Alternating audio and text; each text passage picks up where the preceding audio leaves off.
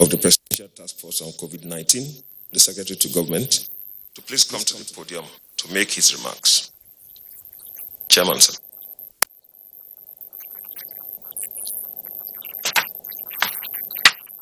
Members of the Presidential Task Force, distinguished ladies and gentlemen of the press, good afternoon. And let me again welcome you to the national briefing for Tuesday, 28th April 2020. When the Presidential Task Force briefed you on Monday yesterday, we informed you that the report on the cumulative impact of the lockdown in the FCT, Lagos and Ogun states, as well as other intervention measures, had been submitted to the President. We also informed you that the Honorable Minister of Health and the Director General of the Nigerian Center for Disease Control briefed the President extensively on the report and its recommendations. Finally, Nigerians were advised to await Mr. President's broadcast, which was aired at 8 p.m. on Monday night. Today's briefing is therefore very significant because it will provide additional details on certain aspects of the third national broadcast in 28 days made by His Excellency President Muhammadu Buhari on the COVID-19 pandemic.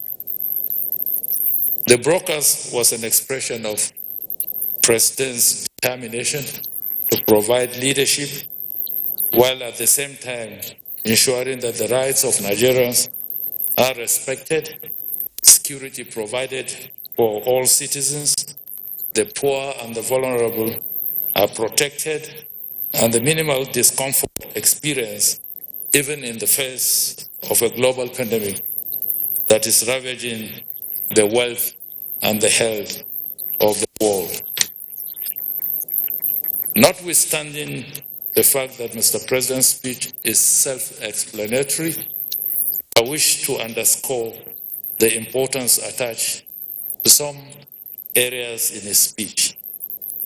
In paragraph 2, the President's appreciation and recognition of the resilience and patriotism of all Nigerians, even in the face of socio-economic impact of the COVID-19 pandemic. And in paragraphs 3 to 5, it presents the global picture of the pandemic and underscores his readiness to be open with facts and his plans for Nigerians in the fight against COVID-19.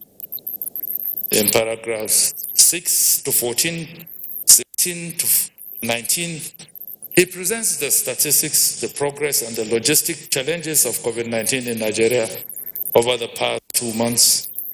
And paragraph 8 particularly conveyed the condolences of Nigerians to the families of those that have died as a result of the pandemic. The expression of collective loss shows that it is a battle for all of us. And in paragraph 29 to 37, these paragraphs present the outcome of the review exercise, identify the consequences of continued lockdown, and provided justification for the new measures to be taken. These measures will continue to be elaborated from today and subsequently by the Presidential Task Force. Paragraphs 38 to 41 outlines the new measures and gives the Presidential Task Force the mandate to provide specific details. Subsequently, in the days coming, the National Coordinator shall provide these details, which will be applicable nationwide. And paragraphs 15, 29, 37, and 42 underscores the extent of collaboration between the federal government and the states in the effort to control the spread of COVID-19. Paragraphs 25, 26, 44, and 45. Here, Mr. President solely addresses the situation in Kano and announced measures to be taken in collaboration with the state government. This underscores the fact that all parts of Nigeria are Mr. President's constituency. Paragraph 43, this is devoted to give assurance to businesses and our traders and business people of government's readiness to provide the needed support for restarting and sustaining their enterprises. And in paragraph 46 to 51, Mr. President conveyed his appreciation to all stakeholders, including partners that have supported Nigeria during this period. He also reiterated the resolve of government to continue to protect the lives and the livelihoods of the citizens. Let me at this point inform you that the lockdown for FCT, Lagos and Ogun states shall remain in force till Monday, till midnight of Sunday, 3rd May 2020, after which the new regime of measures shall take effect. Law enforcement agencies shall therefore continue to enforce the restriction of movements. PTF also implore Nigerians to please continue to adhere to the restriction orders. Ladies and gentlemen, the realization of the lockdown is to enable us gradually return to our daily lives, but in a moderated manner. The COVID-19 pandemic has permanently altered our ways of life, and we must begin to learn how to adjust to this new reality. This realization does not in any way imply that danger has passed. The virus is still potent, virulent, and dangerous. We must remain very vigilant and careful. We must take responsibility for our actions. We must commit to a collective victory over COVID-19. Finally, let me commend the members of the press for taking the message to Nigerians. Your role remains very significant in this war, and it will never be taken for granted. I urge you to remain committed to this battle. In addition to the updates by the Minister of Health, the DG, Nigerian Center for Disease Control, and the National Coordinator, ministers will take turns to also brief you before taking questions. I now yield the podium to the Honorable Minister of Health to update you all. Thank you.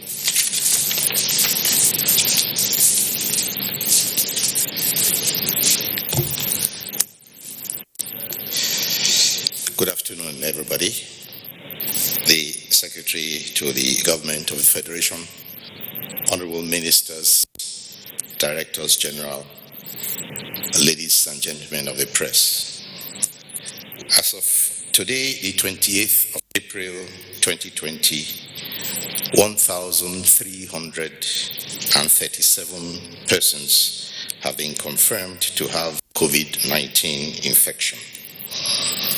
The 64 confirmations are distributed as follows: 34 in Lagos, 15 in the FCT, 11 in Borno, and 2 each in Gombe and Taraba. 255 persons have been successfully treated for the infection and discharged to go home. But sadly, 40 deaths have been recorded in Nigeria. The concern for these figures is understandable, but they are not altogether unexpected. They are evidence of improved testing, but also stronger signs of community transmission. The highly propagated social measures like social distancing and postponement of all non-essential travel have had only limited success. They must therefore also be a reminder we need to redouble our efforts to comply with advisories, more especially as restrictions have been eased. much more stringent compliance will be required from all of us in order not to have any reversal. The Federal Ministry of Health, through the Nigeria Center for Disease Control, is continuing with expansion of the molecular laboratory network and in collaboration with the private sector in this and other regards. There is national concern about the sharp increase of COVID-19 positive cases in Kano, concentrated in 7 municipal council areas, and also about certain deaths that were said to be unexplained. The authorities in Kano have explained that the latter were not out of the ordinary. I know His Excellency the Governor to be someone who's very well interested in the health of his people, and he will be receiving a high-powered nine-man delegation sent to Kano by the Federal Ministry of Health today on a fact-finding mission, and also to offer support to the COVID-19 response in Kano. The multidisciplinary technical experts will assess the needs and the design for on-site capacity building for state teams and advise on the state response and preparedness plan. Ambulances are also to be deployed urgently to Kano to support the state on provision of emergency patient transportation services as the state goes on lockdown. These steps will support the efforts of Kano State. The Ministry of Health has set up a ministerial expert advisory committee made up of eminent Nigerian virologists, public health experts, infectious disease and diagnostic experts, and others to study the evolution and development of the COVID-19 outbreak, especially as we go into this community transmission phase, and the responses in Nigeria, and to advise on national strategy and action plan using lessons learned as we go along, and those lessons from strategies in place across the globe. This will help us to identify and adopt the promising strategies and align our plans with best practices and advisories. The announcement of new measures for non-pharmaceutical interventions by Mr. President will allow the Federal Ministry of Health additional time for contact tracing and testing by NCDC. We implore citizens to cooperate fully with authorities and to wear their face masks or face covering at all times when leaving their homes as required for individual and public safety. Advisories have been issued for staying protected, for you to stay protected during Ramadan season, as risk communications have also been intensified by airing jingles in local languages, also on physical distancing and questions of stigmatization across all states. Arresting the speed of this virus requires individual and collective effort. I shall reiterate the public health advisories, particularly during this period, and they are to stay at home, to avoid crowds and large gatherings, to practice physical distancing by strictly maintaining a distance of at least 2 meters between people, to use non-contact greetings, such as waving or nodding. The elderly and anyone with pre-existing medical conditions such as hypertension, tuberculosis, chronic respiratory disease, diabetes, cardiovascular disease, and cancer should not attend gatherings and should avoid receiving non-essential guests at this time. Please use your masks or face covering over your nose and mouth if you must leave your home. Resources and real-time information on COVID-19 can be found on social media handles of the Federal Ministry of Health and of NCDC, on their websites. Thank you very much. I shall now invite the Director General of Nigeria Center for Disease Control.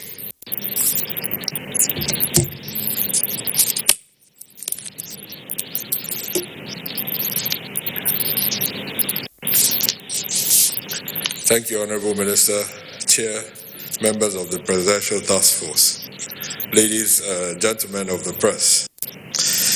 Firstly, echoing Mr. President, I really want to thank all Nigerians for their resilience and support of our efforts so far. By adhering to the preventive measures that we've recommended, we've seen results, but we've also seen some limitations. And in everything we do, we'll keep pushing to get to the end of this outbreak.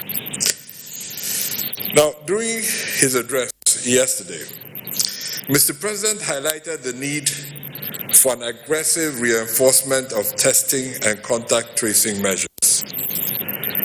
One of the key things that will enable us to do this efficiently for Nigerians is to avoid non-essential travel. So really, that is a very difficult thing to do, but I'd like to remind everyone this virus doesn't fly on its own from state to state. It is carried by us. We have 32 states affected in Nigeria, or 32 states with at least one confirmed case in Nigeria.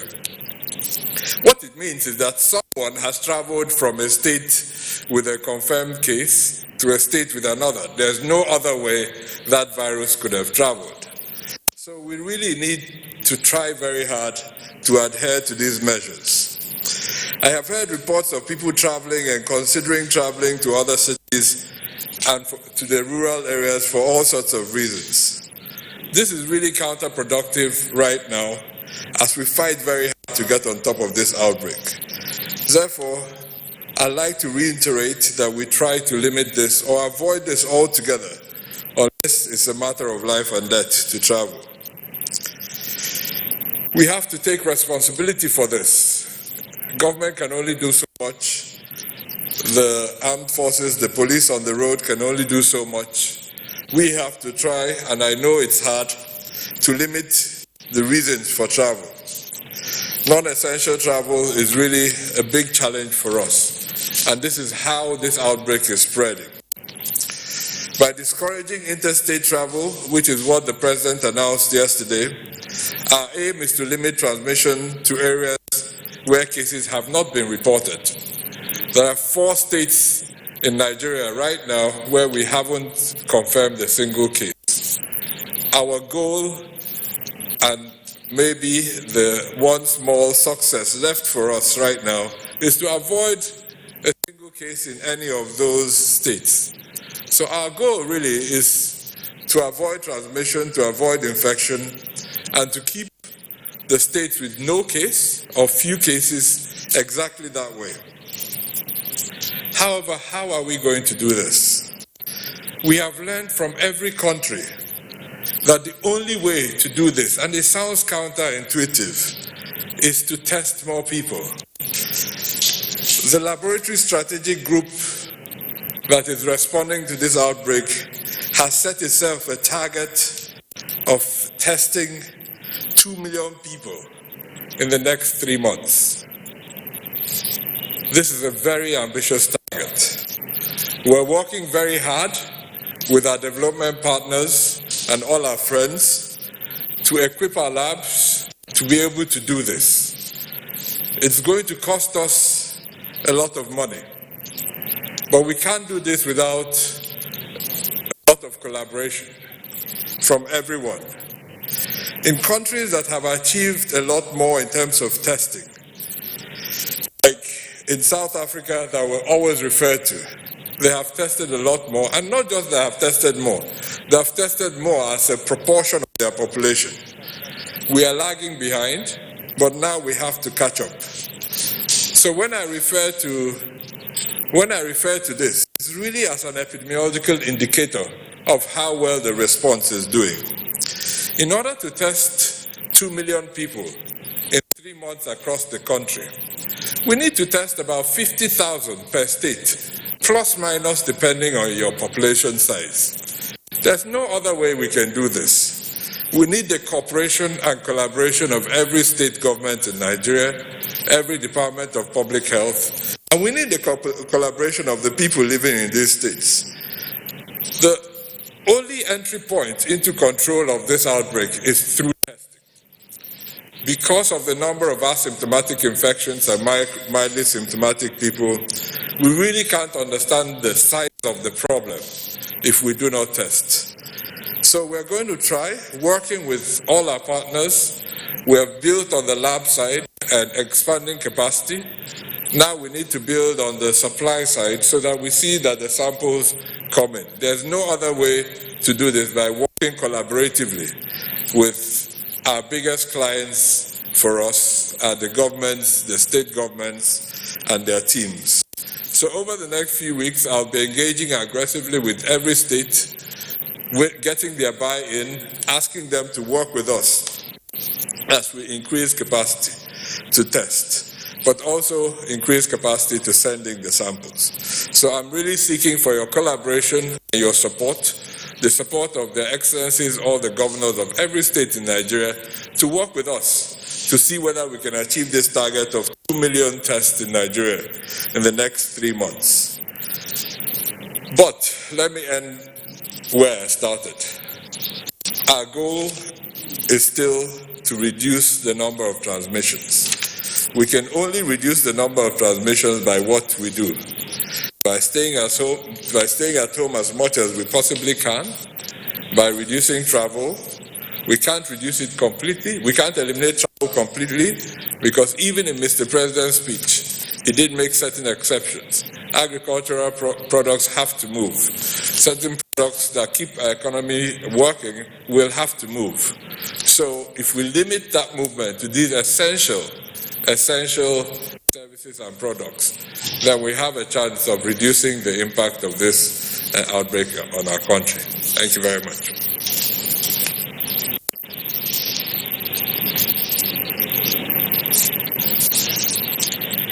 The Chairman, members of the Presidential Task Force, ladies and gentlemen, good afternoon. I'd like to first of all refer to Mr. President's announcement on the easing of the lockdown in Abuja, Lagos, and Ogun State. As stated by the Chair of the PTF, we are in the process of drafting a detailed implementation guideline for the phased easing of the lockdown soon in these two states and the FCT. The guideline will provide guidance. It will also be very specific in terms of expectations and the preparedness, both at an organizational and individual level. With reference to Kano, again, I will refer to Mr. President's directive for the implementation of a 2-week lockdown in Kano.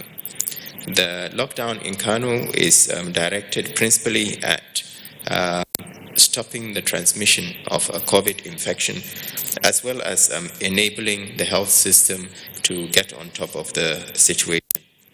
I would like to reiterate that while human, material, and technical resources will be deployed to support Kano, it's also very important that we continue to work towards full compliance with physical distancing and other preventive measures so that transmission can be interrupted. In the same vein, I would like to say that it's really important persons that are positive for the virus are immediately removed from the community so that transmission can stop. I'm appealing to all those persons that are positive, even if they might be well with minimal symptoms, to please cooperate with the authorities when it comes to moving them to a separate shelter. State governments are encouraged to identify isolation facilities that are outside the hospital setup.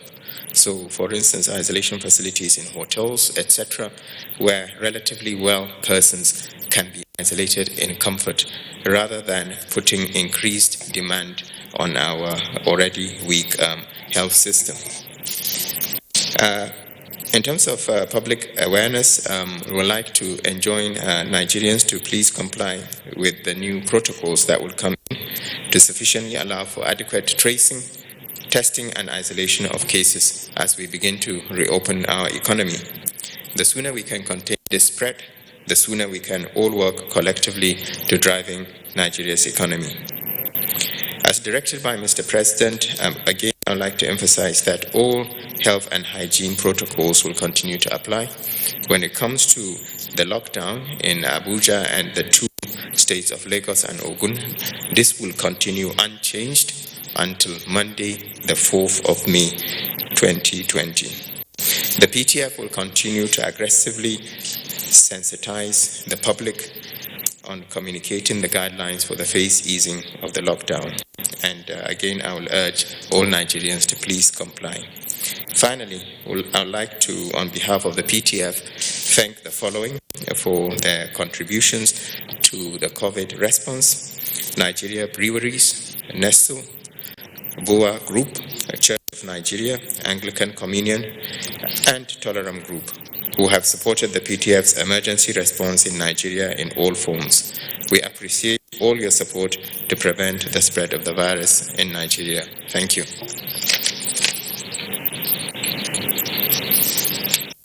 Honorable Minister of Information and Culture.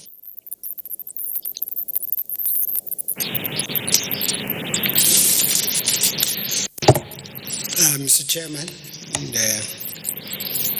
members of the PTF COVID-19, gentlemen of the press, President Muhammadu Buhari today had a phone conversation with President Donald Trump at the request of the American president. The conversation centered on Nigeria's response to COVID-19 pandemic. President Buhari used the opportunity to brief the American president on the steps Nigeria is taking to contain the spread of the disease. For his part, President Trump assured that the United States stands in solidarity with Nigeria in this difficult time and promised to send ventilators to support the country in its fight against the pandemic. President Trump also extends his best regards to the people of Nigeria. Thank you.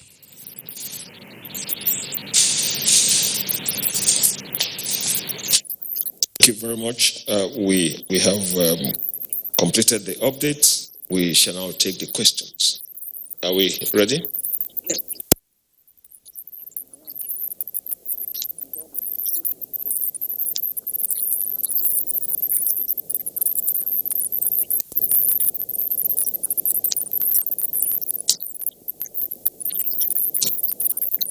Good day, Chairman and members of the Presidential Task Force.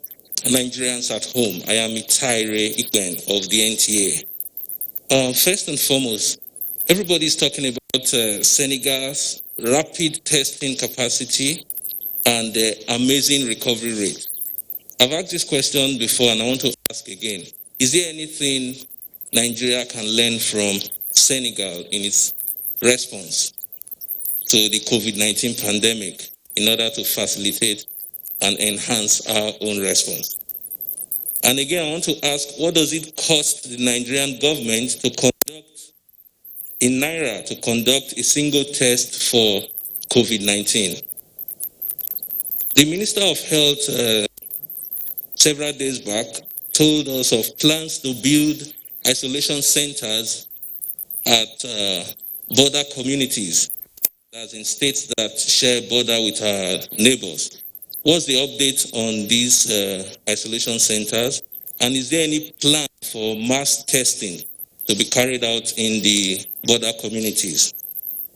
I want to also ask the Minister of Health, what's the protocol for testing when Nigerians physically present themselves at the test centers? Are they isolated pending the release of the result, or they are allowed to go home? Because one of our correspondents followed up on a case in Edo State, a confirmed case, who was taken from the village, from the primary health care center in the village to the test center in Irua. After the sample was collected, he was asked to go home, and he boarded public transportation from Irua to Auchi, and another public transportation from Auchi to the village in Isako Central Local Government. And after some time, he was called and his case was positive. So you can imagine the spectrum of people he has had contact with. And that's why we're asking these questions. For the Minister of State for Education, he told us that the WAEC and NECO examinations will be postponed. And WAEC over the weekend said the examination has not been cancelled. So we want you to reconcile these statements. And finally, for the DG of NCDC, I want you to confirm the reopening of the Aminu Kano Teaching Hospital Testing Lab. Thank you.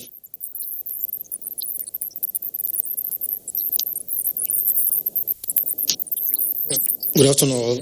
My name is Abbas Adibawale Jima from Daily Trust. The first question is for the Minister of State of Education. What is the plan or a kind of national strategy for the resumption of schools in the face of the lockdown, especially for the examinable classes, primary 6, the GS3 and SS3? So in case they were not able to reconvene for examination, what is the strategy to move them to the next class to avoid stagnation in the education sector in the country? Then the national coordinator said the farmers were complaining that despite the feedback in Abuja, especially, they were not enjoying the same thing in the states. They will be stranded on the road for days until the perishable goods got spoiled.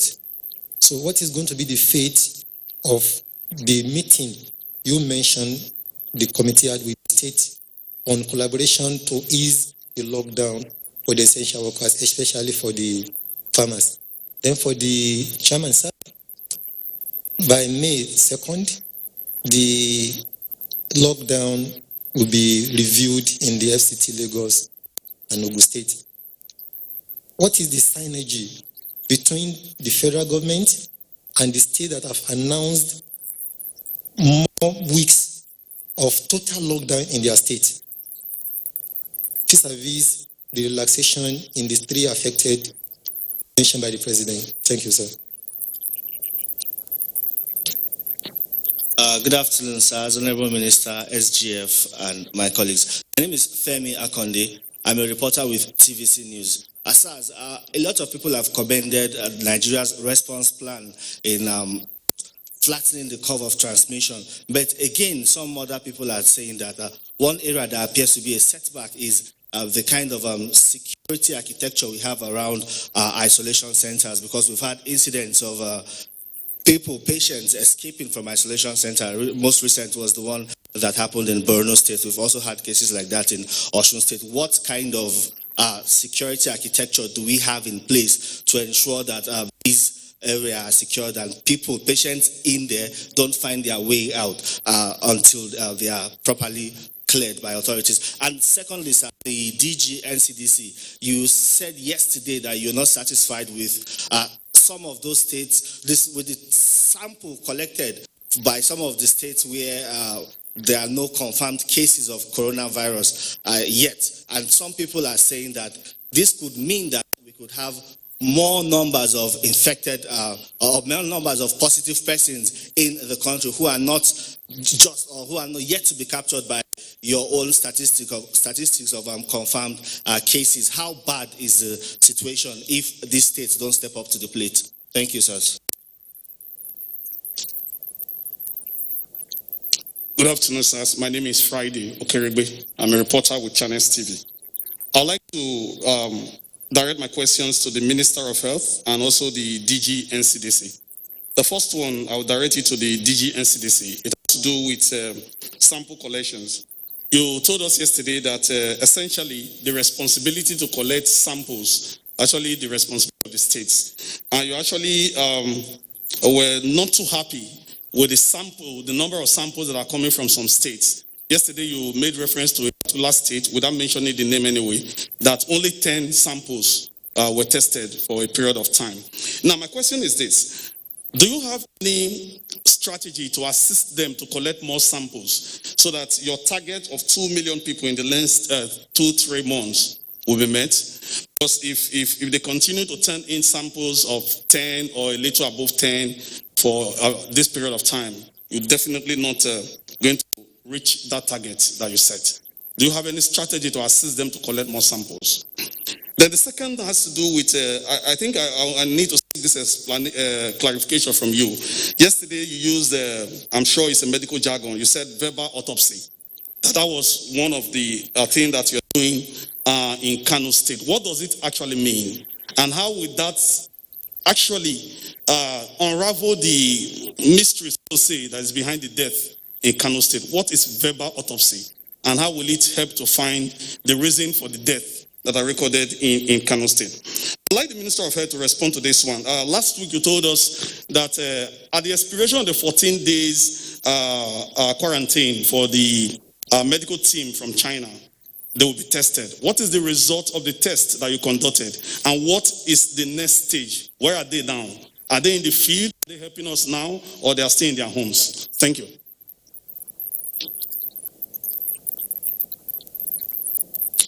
The Chairman, National Coordinator, members of the task force, my colleagues. My name is Amaka Ode. I report for Rise News. And my first question really is to the DG of the NCDC. Well, Nigeria, unfortunately, has recorded 40 fatalities since the COVID-19 pandemic started in Nigeria. Well, I know we're not sharing the names of these people who have died, but we're wondering, can we get sort of a profile of those who have died? How many of them had underlying illnesses and how many of them died from strictly COVID-19 complications? This question is important because we believe this will help us understand the disease better. So we need you to talk about that. And my next question is more for clarification, and this is for the Minister of State for Education. Well, the President yesterday in his broadcast, he explained a lot about the lockdown and even spoke about religious gatherings and all of that, but nothing was mentioned about the education sector. So does this mean that schools are still closed indefinitely, or there are plans to reopen sometime soon? So we need that clarification from you as well. And the next question really is to the National Chairman and the National Coordinator, really. The President has spoke about the fact that we're going to ease off this lockdown by Monday. And Nigerians are concerned. Is it that after this easing off of this lockdown happens, aside from Kano, which of course there's that 2 weeks lockdown on there, are we going to see a national synergy as to how we're going to ease off this lockdown? Or are states going to be allowed to come up with their own protocol as to determine what businesses are open from what time? Or there's going to be a national agreement on that? And to follow up to that, the President spoke about businesses opening from 8 a.m. to 6 p.m. And my question is, for people who live maybe in the outskirts but come to the city for work, and sometimes they get stuck in traffic by 8 o'clock, what happens to them? Would they be sent to prison that we're trying to decongest, or how do we intend to address that? Thank you.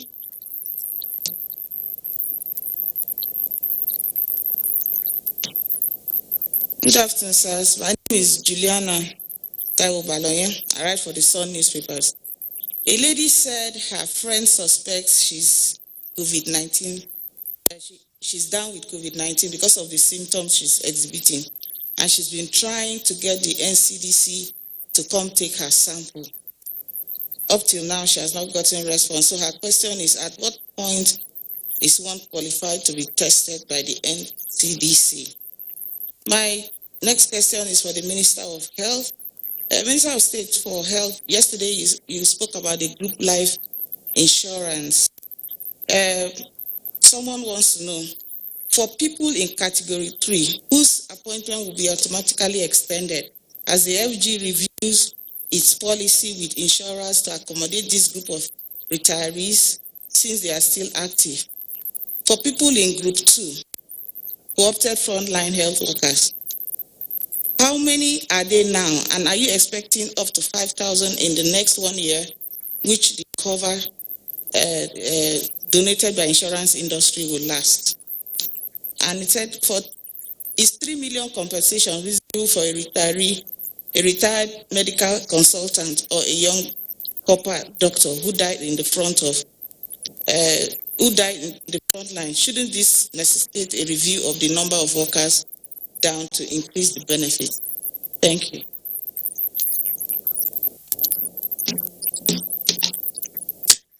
Mr. Chairman, sir, members of the PTF, my colleagues, good afternoon. My name is Nancy Oyedia Oram from AIT.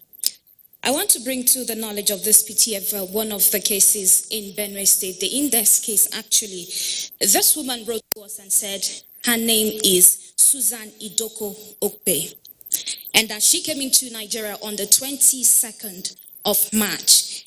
And she was referred to a hospital, a private hospital, on the 24th of March, and saying that she's 56 years old. And thereafter, she said she reached out to the NCDC and they said she tested positive to the virus. But later on, she had to request for the letter that shows that she's positive. And when the letter came, it wasn't her name. According to her, she said the name came with Susan Okpe, 62 years old, while this woman is 56 years old. She requested for another one, and the third one says that she contracted this virus on the 28th of February, and as at 28th of February, this woman was still in the UK. So this woman right now is being detained at one of the isolation centers here in Abuja, and she's appealing to the PTF for her release. So I do not know what Mr. Chairman would do about that. Now, secondly, to the Minister of Health. So in view of the discovery that about 40 health workers have been discovered to have COVID-19, there are some of them that are pregnant women who are also health workers. I want you to look into this because of their immune status so that they do not contract this virus. And finally, sir, Mr. Chairman, we can attest to the fact that Cross River State is one of the states that have not recorded any case yet. And we see influx of so many Cameroonian refugees into that state.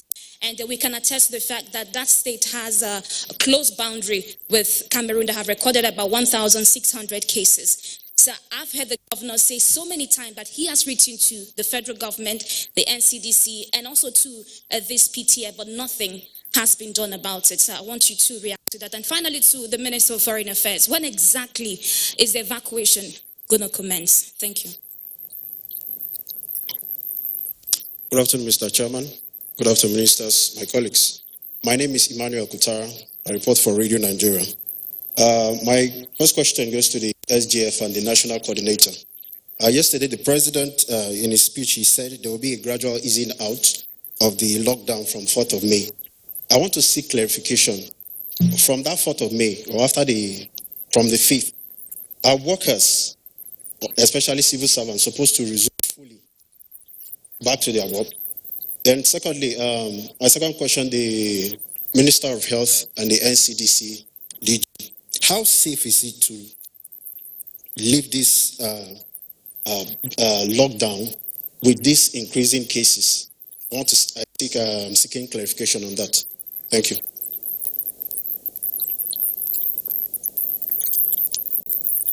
Good evening, all. I'm Rachel Abuja from the News Agency of Nigeria. My first question is for the coordinator. Sir, the interstate lockdown takes effect from on Monday. I would like to know if you're looking at testing drivers for unessential workers, please, in order for us to curb the spread of this virus. My next question is for DG NCDC.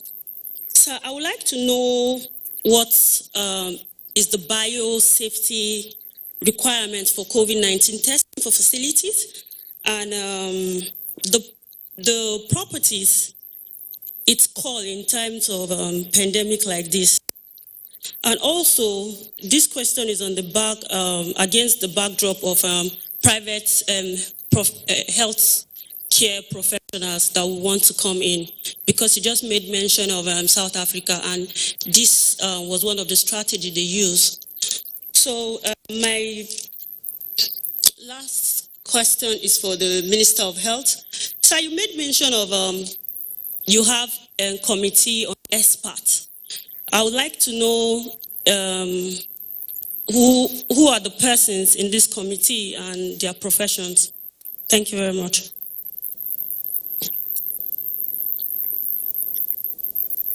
Thank you. We have completed the questions and they have been directed at the Honorable Minister of Health, the Director General NCDC, the National Coordinator, the Honorable Minister of State Education, Honorable Minister of Foreign Affairs, and the SGF. We begin with the technical side of it, the Honorable Minister of Health, followed by the NCDC, DG, and the National Coordinator.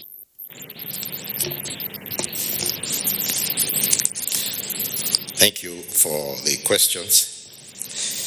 The first one is about isolation centers proposed for border posts, which actually was mentioned in one of the speeches that was given. The concept is there because we, until now, those who had any questions to answer at border posts were generally those answerable to immigration or to customs. But now that we are having issues and being aware of issues that are on health at border posts, of course it creates a totally new standard.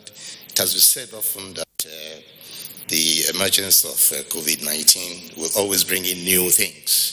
And part of that new thing is the need now to say, yes, we need something at border post. So yes, there is a consideration for holding centers at border posts in health-related matters. As for the person who tested positive, that is one of the problems that we do have here, in that the ideal situation is that a person goes into a holding room if they are suspected of having COVID-19 infection.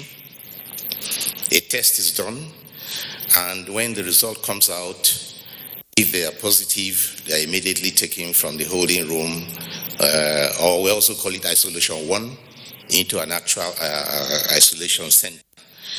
That is the ideal situation. But when the PCR testing is something that's going to take a long time, or the facility doesn't have a holding room, we have the situation that you are mentioning, that you mentioned about Hirwa, which, as it turned out there, was positive. That is not what it should be. And we shall again emphasize that all arrangements be made for those who are testing to be able to be in the holding area until confirmation. We shall be able to solve a part of that problem when we get the support for activating our gene expert machines. We have applied to Global Fund to support us with cartridges that will allow us to do testing with our gene expert machines. Those ones are faster. The results come out in about 45 minutes to 1 hour. So a person can actually be on site and wait for the results to come out for the necessary action to be taken. The question about security around isolation centers, yes, that is also an issue which we are looking at. In fact, we have had to speak with security forces about that. And I can say quite happily and proudly that the Nigerian Army has agreed to support isolation centers with security as the need arises. So we shall be applying for their support in situations where we need security for all our patients and also those who are awaiting result of who have been tested. It is true that there are people who, for reasons of not believing their status, there are people who test positive and they don't really have symptoms, so they don't easily comply. Some understand that we comply, others are itching to follow their own mind and say they don't have any problem, they want to leave. So we do need to be able to actually protect the public from persons who are in that category. Now, as for the Chinese persons who came in, the tests have been done after their 14-day quarantine. All of them were negative. And after that, the Federal Ministry of Health is done with that particular case. Now, as for the patient with the very names mentioned here, this is a case that we discussed here before. It's a lady who came in from abroad and had to be transferred because she didn't like the conditions under which she was being held in her state of Benue. At that time, she had tested positive, and I myself actually got involved in that. I spoke with the deputy governor, I spoke with the commissioner, and I also spoke with the patient. And it is on that account that she was transferred to Abuja, and she did not cooperate with second testing because she insisted on seeing her result, and by the time it was provided, she found faults in it, either in the spelling of the name or in the order in which the name came in. But eventually another test was done, which, as you know, has to be done 2 times. You must be negative 2 times before you are asked to go. And she has not, I understand that she has not cooperated since. I intend to also look into that as soon as I leave here. Now, the cases of the 40 health workers, yes, we have always warned that health workers must use their personal protective equipment. Secondly, if you are not trained in infection prevention and control, this COVID-19 is not for you as a health worker. It is very risky to underrate the infectiousness of this virus. It is not like any other sickness. It is not a malaria. It's not like any other kind of viral infection that you know. That is the reason why we have said that only accredited hospitals should be handling, and isolation centers should be handling this infection. And private entities who want to participate can apply for accreditation and will be trained and certified. Every other person who is doing treatment either privately or secretly is doing so at no risk, but it's also at risk to the public because they put their families at risk. They will go home to their families, they'll go to their friends, and it is not something which should be indulged in. I here use this opportunity to again ask all the people, once you recognize that it's an infection of nature, do not hold on to it, refer to a proper area. Now, as for the cases of increasing lockdown, yes, once you relax a lockdown, the experience shows in various countries that if you relax a lockdown or remove it, the cases go up because people do not begin to feel free and begin to do those things which you told them not to do. Which is why in my statement, I appealed very strongly to all citizens to maintain the advisory, even more now than before, because the more the restrictions are removed, the more the compliance should actually be, so that we don't begin to suffer a reversal of the gains that we have made so far. We have made some gains, and if anybody liberty is taken for license, then we are really at risk that the figures begin to bounce even higher than we want. So it can happen if there is no compliance. And I want to also appeal to community leaders and community gatekeepers, religious leaders, traditional leaders, and even political leaders to please ensure that there is compliance with all the advisory that has been given. The committee of experts will be sworn in later. Is headed by Professor Tomori, a very well-known virologist. The other members will be revealed at the swearing in. Thank you.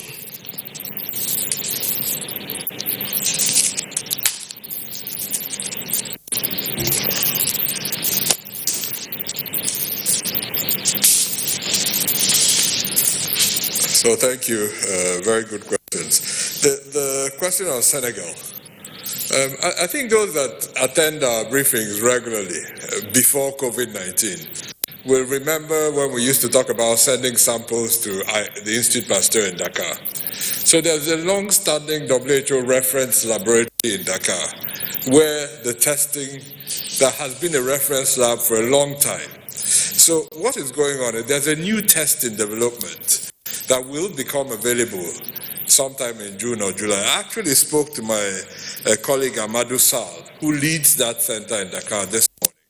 That test is not available now. You know, when the media carry a story, there's a lot of hyperbole to it. The test is in development. All the tests have done so far, they have done exactly the same way we have done, using PCR. So, yes, there's a test in development. Yes, it may become available at that price, but it is not available now. In fact, he said there's no way it will be available at that price. It will be a lot cheaper than what we're paying at the moment, but probably not at $1 per test. So I think, yes, there's something happening there, which is what makes stories viral, because there's an element of plausibility to it, but it's not where it's been reported to be. And that is being done in collaboration with a UK firm called Mologic. And so we hope for an output soon, and of course we'll celebrate the work that they're doing as an African institution. I think you also had a question on the cost of testing. It costs about $15 to $20 right now per test. And this is for reagents alone. We haven't costed the human resources, the people, the buildings, the hardware. So just the reagents required cost something between $15 to $20 per test. So not a cheap test at all to carry out. And many countries are struggling, but we'll keep pushing. There's also the question on the location of an individual seeking testing in Edo State. I think that was that from you as well? Yes, you know, you will see earlier in the outbreak, right? You would have heard us say all the time, unlike in other diseases, if you think you have this, don't go to a hospital. Call us, we will come to you. And that is what we have tried to do. But the reality is, you know, it's not surprising to anybody in this room that this is a big and complex country. It's very hard to deploy teams to every corner of Nigeria to collect a sample. So sometimes compromises are made and you're asked to come to a facility, and sometimes it may lead to other people being exposed. But we are doing our very best to either send a team to you or to have defined testing centers where you can come to, which is what we have done in Lagos. We've done that in Abuja, and now we're implementing that in Kano right now, just to bring the test closer to people. So that's the effort we're carrying out to bring testing closer. Someone wanted a confirmation that AKTH is open. I can confirm that AKTH is open and testing, just like we shared publicly through our handles a few hours ago. I did speak yesterday about the low testing numbers. You know, I really, what I did here was a passionate appeal, more than anything else, to our brothers and sisters across the country, to states, their public health teams. You know, we work with them all the time. So I think the underlying sentiment in what I said wasn't to hold any state to account. We're not the police. Yeah, we work collaboratively, in coordination, collaboratively with every state in Nigeria. We have a global challenge, of which Nigeria is actually a small part of, not to talk of every state and local government. So we're part of a global problem. To solve this global problem, there's a global consensus that the only way to get into care is through testing. So we need to work together. So if I did sound a bit emotional yesterday, it was because we're all frustrated with our lack of progress or insufficient progress. And we know that the way to grow our response is to grow our ability to test. We've worked so hard in the last few weeks to increase testing capacity. Like announced yesterday, we just launched a new Roche equipment here in Abuja. We're starting up a new lab almost every day. We have teams working overnight to get Kano restarted. But all of these labs will be a waste if we don't get the samples in. So we are going to work in collaboration, in partnership, in brotherliness with all the states to make sure that we are able to increase the testing numbers in the states. And I think it was Friday asking what our strategy is. You know, we have no other strategy than to work together. We know what works, so in some states they require extra support. We will provide this where we can. We will provide training. Sometimes we'll provide the small resources that we have. Sometimes we'll provide teams. We have teams in 30 states right now. You can imagine what it takes. So we've pulled in everybody that can be pulled into the system that has some baseline training in field epidemiology to come and support the work that we're doing. So in a context like this, we've just got to work together with all our colleagues at all the levels of governance. There's a question of verbal autopsy. No, verbal autopsy is it's nothing new. It's a long established way of establishing the cause of death in people where you don't have the opportunity of doing a normal autopsy, which is a pathological process of collecting a sample and testing. And there are many reasons in our context where sometimes we don't have access to body samples and body fluids, which is how we would have done this normally in a biological context. So a verbal autopsy is where you go and ask people a set of questions that can then give you an indicator on whether what disease might have caused that death or not. It's not a foolproof method, but it's definitely not something that is unique to Nigeria. In fact, the WHO guidelines from just 2019 that guide how this is done. So it's a well-established process in public health. I think it was Amaka that asked about the analysis of deaths. We are doing this analysis in order to form our own decision making. We will share it with time, but to have robust analysis, you need time and numbers. So when you have fewer numbers, they are skewed in one direction or the other. So we are looking at these deaths to define what comorbidities they had, what their own age brackets were compared to everything else. So despite the visible part of what NCDC does, the teams in the field, the lab, there's some very boring but very complicated work that's done behind the screens of computers, trying to crunch numbers to make sense out of very difficult data in order to then provide our policymakers the data on which to base their decisions on. And this is exactly what happened over the last week. So long before the president made his speech, we did a lot of analysis to provide them data. Some of this is based on data, the rest are based on models. And we put this together in order to inform our decision makers to make the very difficult decisions that they then have to make. I think we're nearly there. There's a question on how safe, I think the Honourable Minister answered that question around the potential impact of the lockdown.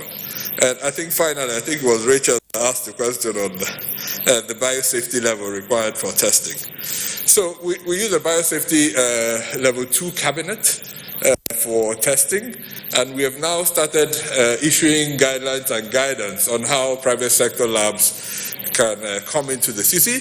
Apart from the work we're doing now, you would have seen a slow change in the way laboratories, private sector labs have evolved in the country. A few years ago, you had small labs all over the place. Over the last 2-3 years, we have seen the development of laboratory chains, so bigger labs that are more sophisticated that are coming on stream. These are the labs that are able to now transform fairly easily into doing public sector, the type of testing that we require because of the safety requirements. So we've seen a few labs now join the network. There will be a few others. The difference here is that a private sector lab, for now, will not be able to just set up on their own and start testing whoever they like. They still have to follow our guidelines. They still have to be accredited. They still have to be part of the network because we're in the middle of an outbreak response that requires a coordinated effort. But I'm happy that a few labs have joined, and we're working with a few more actually to join the network. So I think that has answered all the questions. Thank you.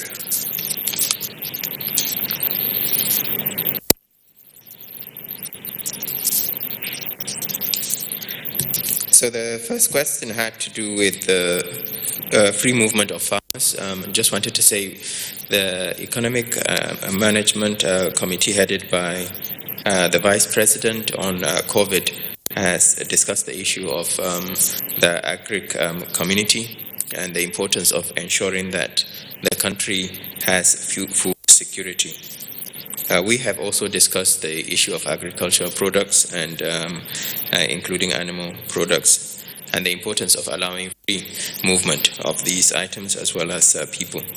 The implementation guideline that will come out will be very clear, and I hope our security agencies continue to respect the exemptions that Mr. President has specified in terms of the restrictions.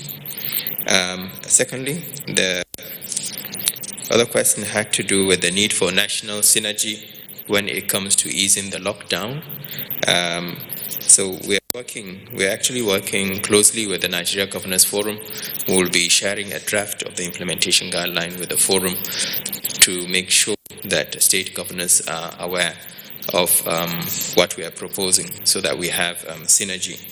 Having said that, Mr. President himself did say that there will be a minimum in terms of what the federal government will be applying nationwide, and state governments are still free to add on any other measure that might be required based on their local circumstances. Thirdly, there was a question about whether the easing of the lockdown will be followed by all workers going back to work. Well, that's why we said it's a gradual easing of the lockdown, and we'll provide further details in the coming days in terms of what we believe should be done to maintain physical distancing, to avoid mass gatherings, and to make sure that we have all the relevant tools such as hand washing facilities, etc., not only in our public but also in our private sector to stop the spread of COVID infection. And I must say, the easing of the lockdown doesn't necessarily mean that we are going to remove all restrictions, not at all. As we ease the lockdown, we'll have to look at other interventions that may have similar impact and make sure that they are enforced for the coming weeks or even months. In terms of interstate restrictions, do we test drivers going across state boundaries? No. If you test a driver going across state boundaries, it means the DG and CDC will have to move all his staff to the roads to make sure that everybody is being tested as they cross the states. No, we wouldn't. What would be more useful and I think more viable would be to make sure that we have some sort of checks for people traveling across state boundaries, such as temperature checks, that would allow us to pick those that are symptomatic. And that's where you get the best value for the COVID test, rather than testing generally in terms of the community. Thank you very much.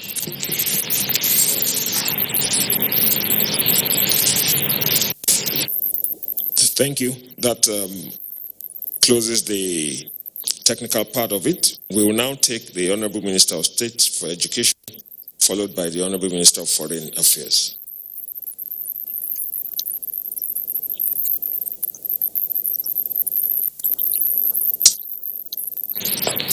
Good evening and thank you. The three questions will interdependent, more or less. The President actually addressed the issue of opening up the economy gradually. Until that is done, we can't foresee, immediately tell you when all the schools will be reopened. It would not be proper for us to simply just give you a date. It has to work in tandem with these opening schemes. And we don't want to put our children at risk in any way. None of these schools can, on their own, function outside the society. It is the same thing when you ask the second question, which is, when do we plan to have children going to the next class?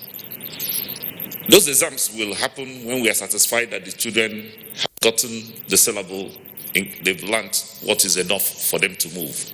But for those who are in the exit classes of junior basic and junior and senior secondary school, we are preparing them.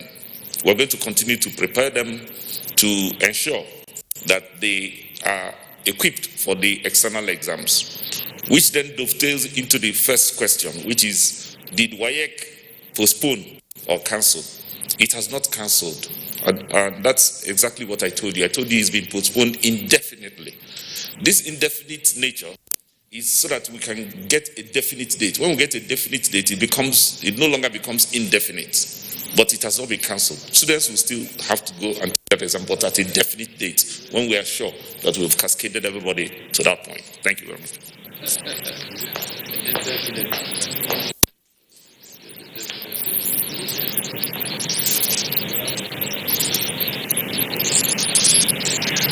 Good evening, everybody.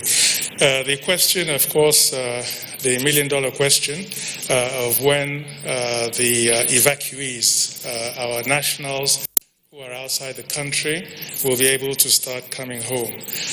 Of course, this is a situation that breaks all our hearts. We would have very much have liked 3, 4, 5 weeks ago to have started bringing them home. But there were certain measures we had to put in place first. We did not want a situation where people will be coming from outside, especially as we knew that all the cases were coming from outside the country. So for people coming in to bring more positive cases and exacerbate what is already becoming a big challenge here. We've been working round the clock to make this happen as quickly as possible. Now, of course, the challenge was that our position, medical position, was that we had to find centers, quarantine centers, approved by our medical authorities. We thought it might be a relatively straightforward matter. So looking for hotels, this has turned out to be an extremely difficult endeavor. Most of the hotels do not want to get into the situation of being used as quarantine centers, notwithstanding the fact that they are all empty. But they, for some reason, seem to prefer to remain empty than to be places of quarantine. So that was a huge challenge. Now, our plan was to bring evacuees to Abuja and to Lagos. And the governor of Lagos, and I really have to express my deepest gratitude to him, he has been working round the clock to help also to find a solution and a workable solution. And they have also been facing the same major challenge in Lagos of finding people who, I mean, these are all private enterprises willing to give up their hotels for this purpose. So we have been able now to identify some hotels here in Abuja and also in Lagos. I was on the phone this afternoon with the governor of Lagos, and he's done a wonderful job also in trying to bring the price of the hotels in Lagos down, and we have struggled hard to bring the prices down here in Abuja. We know that a lot of the people who want to come back have found themselves stuck outside for a long period of time and using resources that they did not expect that they would have to use, so that they also have these resource challenges. And we're looking at all kinds of possibilities to address that situation. So now we have to really force the issue. Of course, there was a question of testing. Ideally, the ideal situation our medical people tell us is that they should be tested just before boarding the plane, so that at least we know the status of those arriving. That even if they've tested a week before, I mean, their status before boarding would not be possible. And we know that in some countries it's extremely difficult to get a test. And we also know that these quick tests, that they give you results in about 9 minutes, that they are just not reliable, those tests. So to answer more directly your question, when will the first lot come back? So what we are really trying to do is the lowest hanging fruit at the moment are those who have already paid for their flights to coming from Dubai. They've already paid. They were expecting to be here last week, and unfortunately, they had not cross-checked, to find out the health situation. Foreign Affairs was not as directly involved on that as we would have liked. But be that as it may, since they've already paid, everything is more or less in place. That flight was supposed to go to Lagos, not even to Abuja. We made a bit more progress with hotels here in Abuja than in Lagos. But speaking to the governor today, we agree that we just have to do the first one quickly. Then we'll learn lessons and so forth. You know, that it's absolutely important we get that first flight here. And, you know, and I am telling the team, the technical team, look, listen, let's just get a date, Monday, next Monday, and just do everything possible to make it for that date. You know, there are going to be other challenges. These hotels want to be paid way in advance. Our arrangement is that the passengers will have to pay for them, you know, and so that mechanism, you know, is something we'll have to work out. But in any case, as I said, to answer your question directly, we've put a date of Monday, and we're going to do everything humanly possible to try and get that plane here first, and then by God's grace, will then be, you know, on a roll from then on in. But there's still a lot of challenges, but because we know the dire situation of a lot of these people outside the country, we're just going to give it every single thing we have. Thank you. We shall now take the chairman of the PTF on COVID-19, the SGF.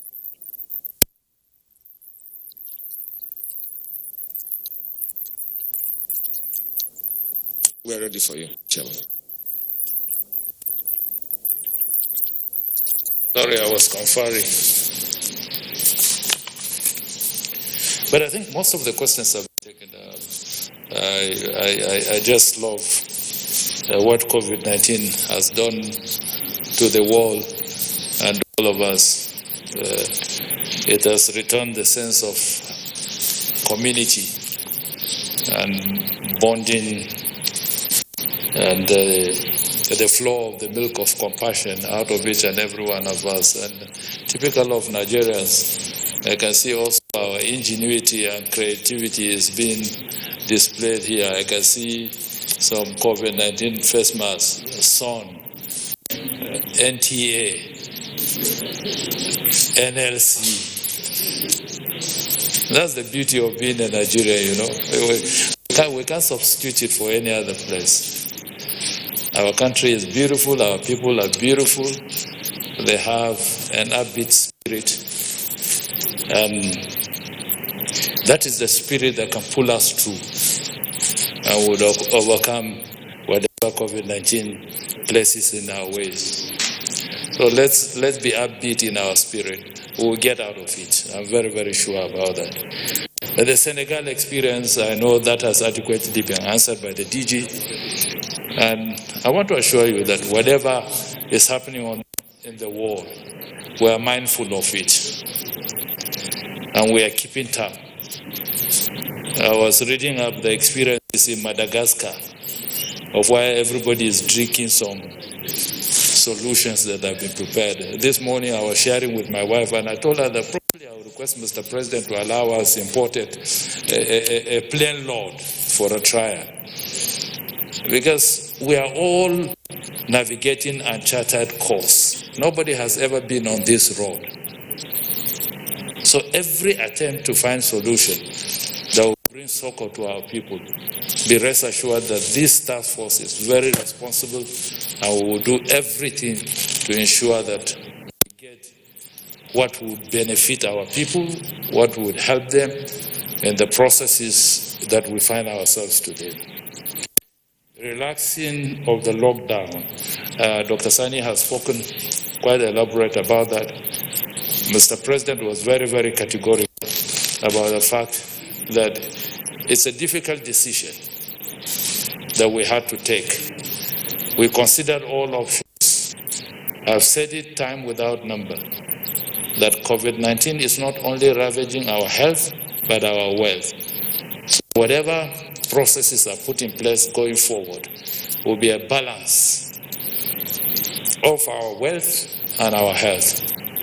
There is life after COVID-19, so we must take care of that.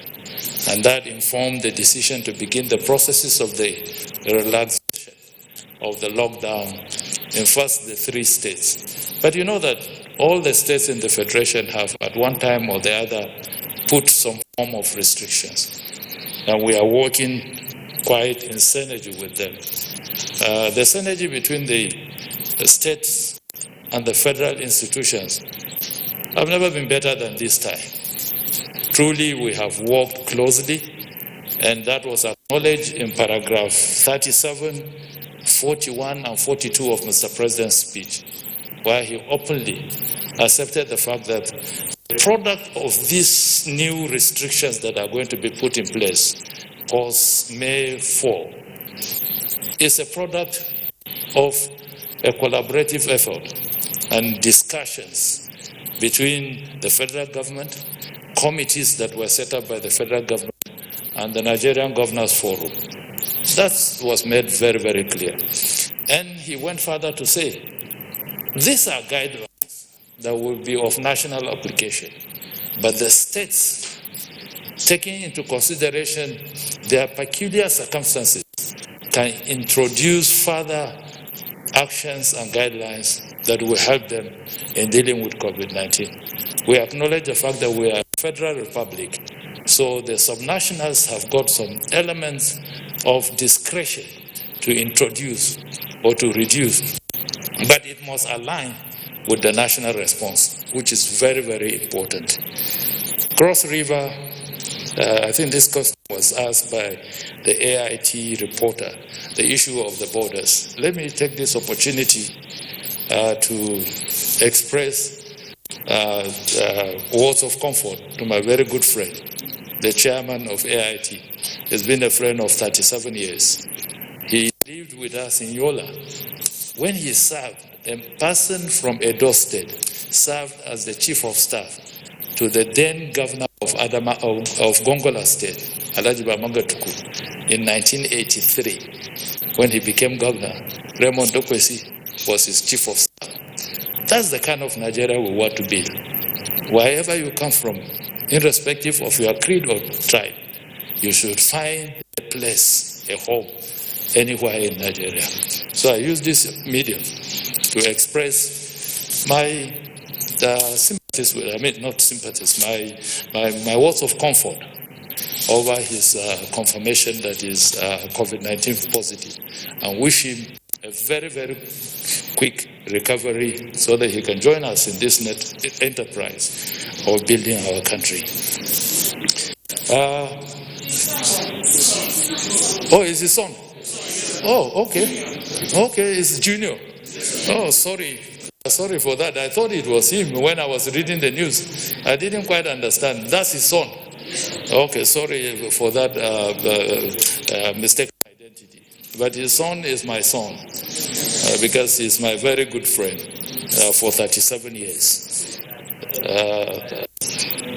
I think basically those are the questions, and I have answered. But in closing, I hope my apologies towards that mistaken identity is corrected. In closing, it is very, very important that we acknowledge the fact that the next phase we are going into is a very, very serious phase. It's a phase of personal responsibility. And each and every one of us would have to take that personal responsibility. If you read up the literature of previous pandemics in the world, you would be minded and guided that this is not a time for party. This is a time for each and every one of us to take personal responsibility. And the only way we can take personal responsibility is to take heed of the advisories.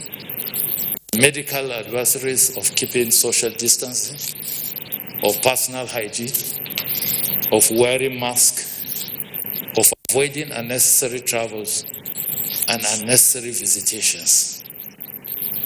Because what would happen to each and every one of us going forward would depend on what we do. And my passionate appeal, and I expect you to convey that to the people of Nigeria, that the government is trying to do the best it can to provide safety and resources and facilities for us to combat COVID-19. But the response of citizens on an individual and collective basis will determine whether we will succeed or not. That is the crux of the matter. And the next stage is that of personal responsibility for each and every one of us. But I wish you well, and I know that we will overcome. Thank you.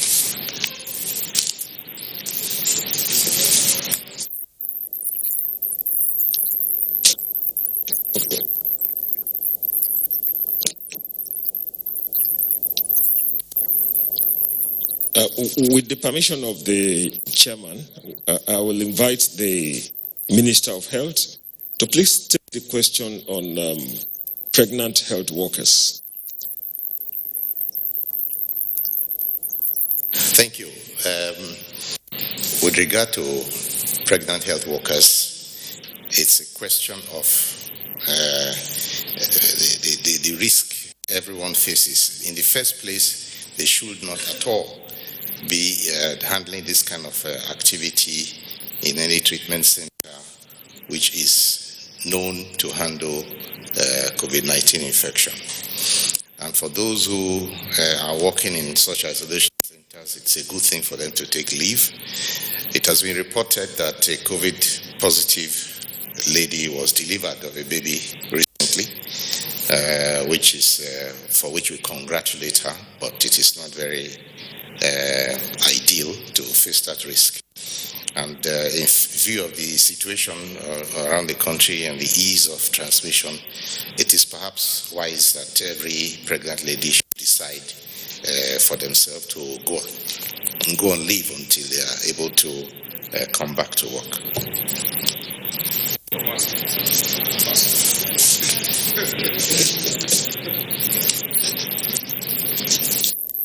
Thank you, Honorable Minister of Health. That brings us to the end of today's national briefing.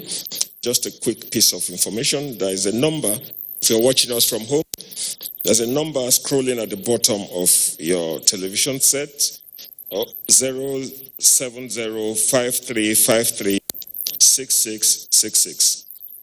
We have been receiving your comments and your questions on the WhatsApp. Please keep sending them in. You will keep receiving our responses on that platform.